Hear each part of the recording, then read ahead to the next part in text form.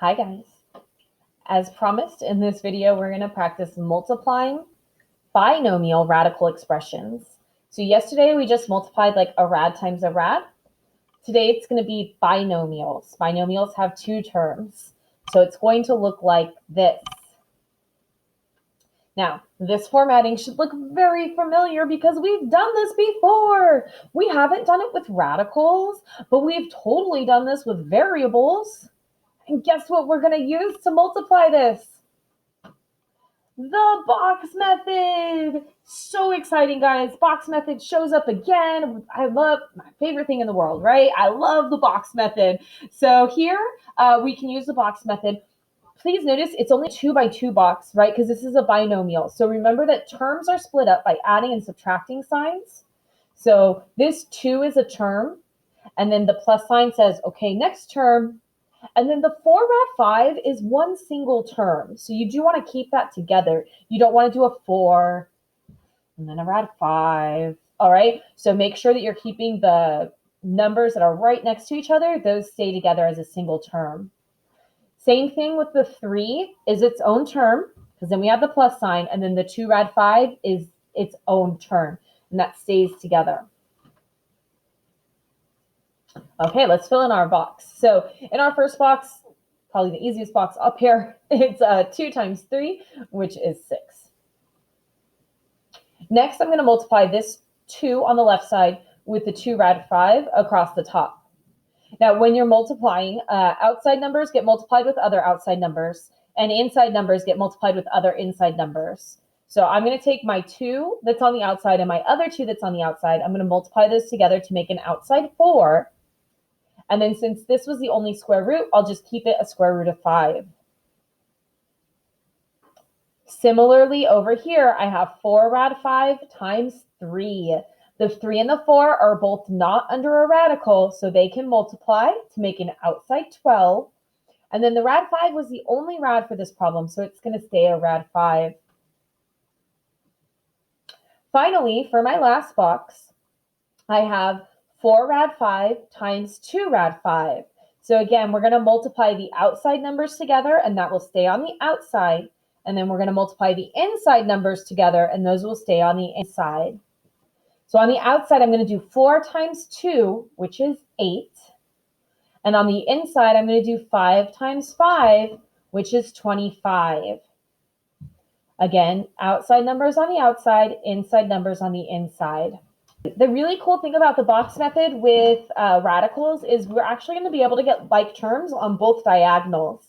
So I think you can already see that the 4 rad 5 and the 12 rad 5 are going to be like terms. But this 6 and the bottom box down here, those are also going to be like terms. Because, oh no, the square root of 25. The square root of 25 is 5.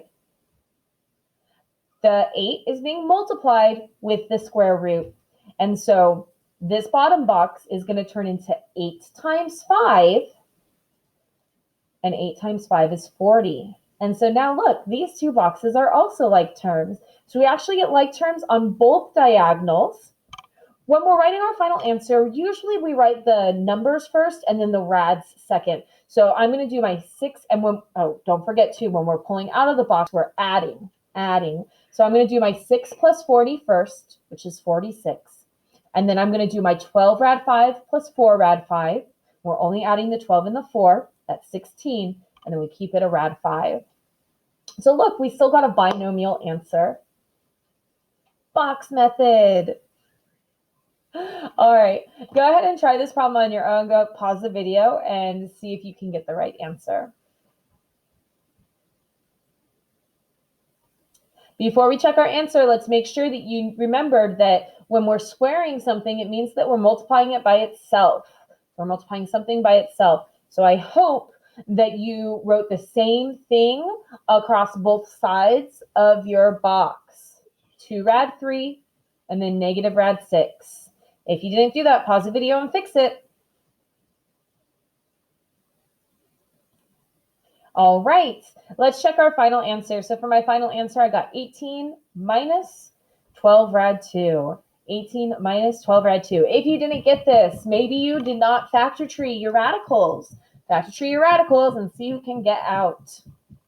The last thing I want to talk to you about today is this multiplication problem.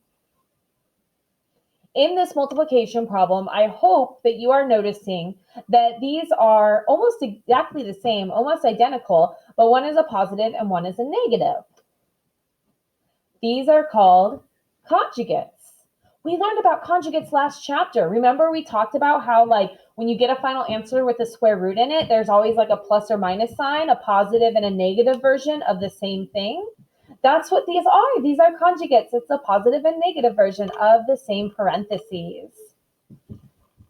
Because these are conjugates, when I multiply them together, all of the radicals are going to disappear. And because these are conjugates, we can treat them the same way that we would treat a difference of squares.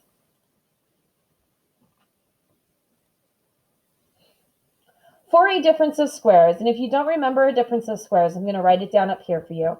So difference of squares, it looks, identical to conjugates. So it's a plus b and a minus b. This is all the way back to our factoring chapter, like beginning of November. And our final answer was the first number squared minus the second number squared, a squared minus b squared. Well, since these follow the same pattern as a difference of squares, we can use that same pattern to find our answer. So you can square both numbers and then just put a minus sign in the middle. It does matter which number is first and second, so I do have to square the 6 first and the rad 12 second.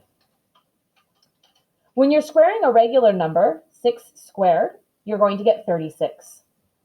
When you're squaring a radical, the square and the rad just cancel out. So this will turn into just a regular number 12. And my final answer to this problem is the number 24. Again, no more radicals when you multiply conjugates together.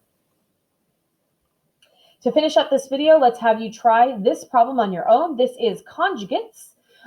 So use the shortcut to try to find your answer.